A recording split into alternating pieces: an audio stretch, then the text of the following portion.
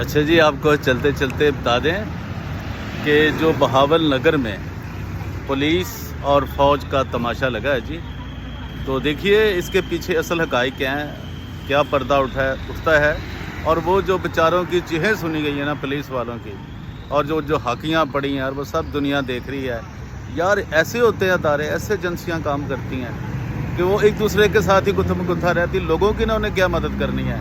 یہ ایک بہت بڑا سوالیہ نشان ہے، حافظ صاحب کے لیے بھی، اور وہ جو قاضی صاحب بیٹھے ہیں اسلام آباد میں ان کے لیے بھی، اور یہ خاص طور پہ مریم نواز صاحبہ کے لیے بھی. ان کا صوبہ ہے، ان کا ضلع ہے، ان کا وہ ایریا ہے، ڈویژن ہے ان کی. تو خدارہ کوئی سوچیں یار، پاکستان میں کیا لوگ نہیں بستے؟ کیا بولنے والوں کو آپ پکڑتے رہو گے؟ اور یہ جو آپس میں گتھم گتھا ہو رہے ہیں، ان کی جو چیخیں پوری دنیا نے سنی ہیں. وہ اسرائیل پہ تو کچھ ہوا نہیں، وہ تو ہم بات کو بتائیں گے، لیکن اس کے اوپر آپ کو کچھ نہیں احساس ہو رہا کہ یار یہ